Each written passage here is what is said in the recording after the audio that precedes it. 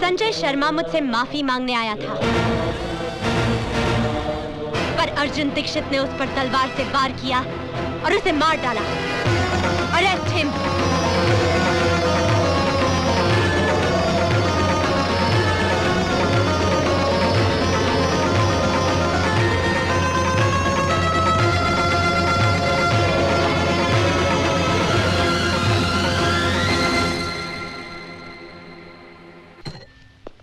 पर मैं सोचता हूँ एक बार अर्जुन से मिल तो लें। कोई जरूरत नहीं उससे मिलने की। अगर तुमने अर्जुन से जरा भी हमदर्दी दिखाई ना तो हमारे लिए मुसीबत खड़ी हो जाएगी। कानून उसे नहीं छोड़ेगा और गुंडे हमें नहीं। लेकिन फिर भी एक बार अर्जुन से। अर्जुन का नाम एक बार भी लिया तो मैं आत्महत्या कर लूंगी। जाओ जाके तांगा या रिक्शा लेकर आओ। कमाल है, मुलजिम अर्जुन ने ना ही कोई जमानत की अर्जी दी है और ना ही अभी तक कोई उसकी जमानत लेने आया है। यहाँ साइन करना है? हाँ, यहीं पर। इंस्पेक्टर साहब ने कहा है अदालत में गवाही देने के लिए आपको रुकना पड़ेगा।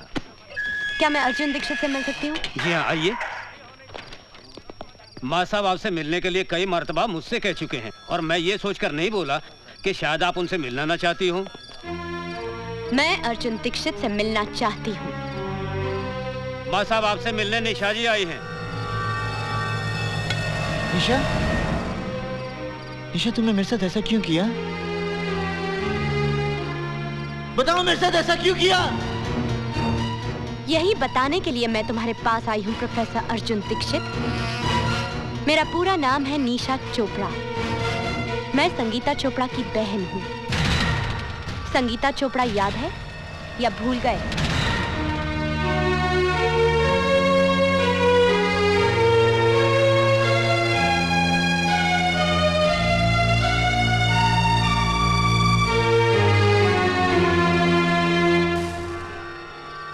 संगीता चोपड़ा याद है?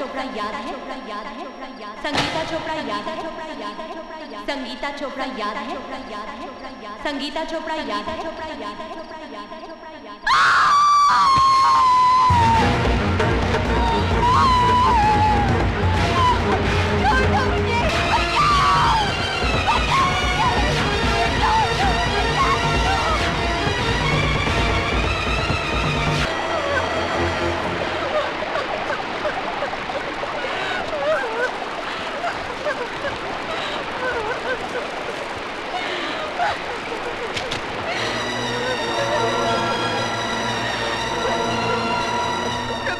आपने सब कुछ अपनी आंखों से देखा।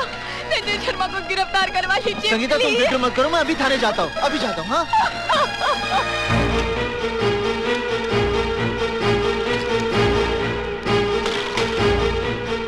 इंस्पेक्टर साहब, संगीता चोपड़ा मेरी छात्रा है। संजय शर्मा ने उसके साथ बलात्कार किया मेरी आंखों के सामने। आप रिपोर्ट लिखिए ना। एक मिनट इंस्पेक्टर साहब, आप एक मिनट बैठिए। हेलो, मैं इंस्पेक्टर मिश्रा बोल रहा हूँ।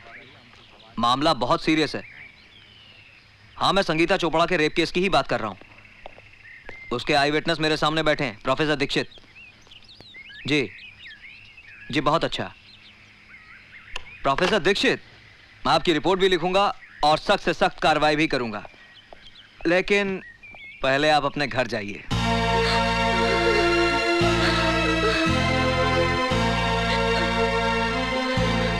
चाची क्या हुआ? चाची, आपके यहाँ चाय तो बहुत बढ़िया बनती संजय है। बाबू, आप यहाँ क्या कर रहे हैं? जैसे ही थानेदार साहब ने मुझे सूचना दी कि आप रिपोर्ट लिखवाने थाने गए हैं, तो मैं अपने आप को रोक नहीं पाया, क्योंकि मेरे खिलाफ रिपोर्ट लिखवाकर आप अपना एक कर्तव्य पूरा करते तो यहाँ घर पर आपका दूसरा धर्म अधूरा रह जाता।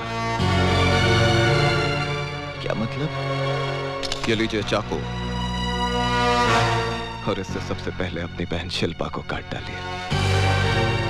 संजय बाबू, क्या है मां साहब, जब आप रिपोर्ट लिखवाएंगे तो यकीनन पुलिस मुझे गिरफ्तार कर लेगी, पर 1-2 दिन में मेरी जमानत हो ही जाएगी।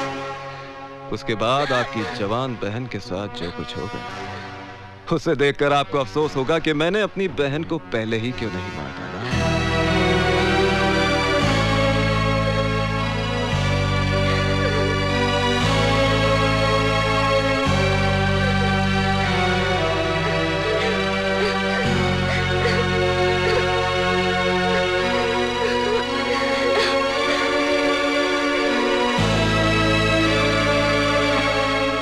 अरे मां साहब, इतना सोचिए मत। वो कहावत तो आपने सुनी होगी कि काल करे सो आज कर और आज करे सो अब। नेक काम में देरी नहीं होनी चाहिए। ये लीजिए, और मैं दोबारा समझाने नहीं आऊंगा। अच्छा चाची, चलता हूं। प्रणाम।